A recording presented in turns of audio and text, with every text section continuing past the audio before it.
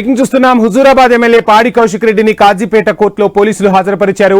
ఇరు వర్గాల వాదనలు పూర్తయినట్టు తెలుస్తుంది. కాసేపట్లో కోర్టు తీర్పు ఇవ్వనుంది. ముందస్తు నోటీసు ఇవ్వకుండా ఎమ్మెల్యేని అరెస్టు చేయడం చట్టవిరుద్ధమని కౌశిక్ రెడ్డి తరపు లాయర్లు వాదించారు. అంతకుముందు వరంగల్ ఎంజీఎం ఆసుపత్రిలో కౌశిక్ రెడ్డి వైద్య పరీక్షలు నిర్వహించారు.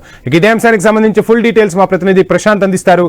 ప్రశాంత్, చూస్తున్నాం మొత్తంగా బెయిల్ రాబోతుందా? కోర్టు తీర్పు ఎంతసేపట్లో వచ్చే అవకాశం ఉంది? ఫుల్ డీటెయిల్స్ ఏంటి?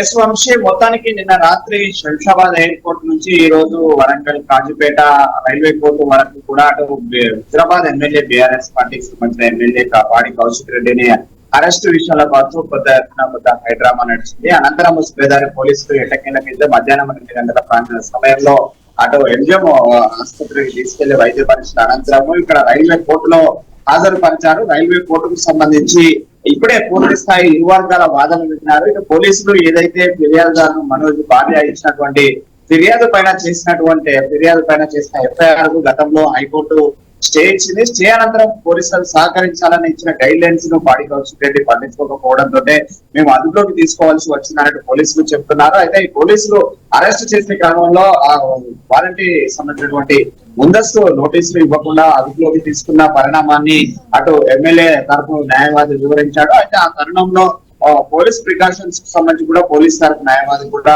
ఇటు ప్రభుత్వం నుంచి తీసుకున్న చర్యలకు సంబంధించి కూడా వాదనలు వినిపించారు.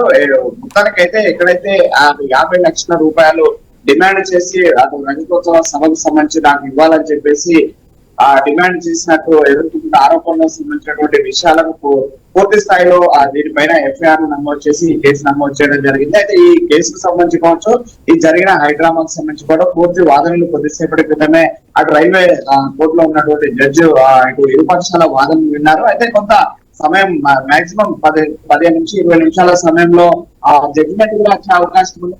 ఈ నేపథ్యంలో ముఖ్యంగా 14 రోజుల రిమాండ్ ఇచ్చే అవకాశం ఉన్నట్లయితే మనకు తెలుస్తుంది. ఎందుకంటే ఇప్పటి వరకు హైకోర్టు నోటీసులకు సంబంధించినటువంటి ఆ సహకారం పోలీసులకు అందించలేదు పాడి కౌశిక్ రెడ్డి. మళ్ళీ కనుక బయట ఉంటే సహకరించే అవకాశం లేని నేపథ్యంలో అటు 14 రోజుల రిమాండ్ విధించినట్లయితే మళ్ళీ కస్టడీలోకి తీసుకొని అసలు ఈ కేసుకు సంబంధించినటువంటి పూర్వాపరాలకు సంబంధించినటువంటి విషయాలను కులంకుశంగా విచారించే అవకాశం ఉందని చెప్పేసి పోలీసు ప్రభుత్వ తరపు న్యాయవాది విచారించిన నేపథ్యంలో అయితే జడ్జి ఆ విచక్షణాధికారులకు సంబంధించినటువంటి జడ్జిమెంట్ ఉండే అవకాశం అయితే ఉంది. అయితే ఇటు కేసుకు సంబంధించినటువంటి లీగల్ టీం అయితే ముందస్తుగానే బీఆర్ఎస్ లీగల్ టీం కక్షపూరితంగా వ్యవహరిస్తుంది కాబట్టి రిమాండ్ కి పంపిస్తారని కూడా కొద్దిసేపటి క్రితమే బీఆర్ఎస్ లీగల్ టీం కూడా ఆరోపణలు చేసింది. అయితే అక్కడ ఆరోపణలలో జరిగిన విషయాలలో అయితే ఖచ్చితంగా 14 రోజుల రిమాండ్ విధించే అవకాశం ఉంది. ఒకవేళ లేకున్నా కూడా ఆ 15 రోజుల షరతులతో కూడిన బెయిల్ వచ్చే అవకాశం ఉంది. అయితే రెండింటికి ఛాన్స్ ఉన్న నేపథ్యంలో తుది తీర్పు కొద్దిసేపట్లో వెలువడే అవకాశం ఉంది. అది తుది తీర్పు కోసం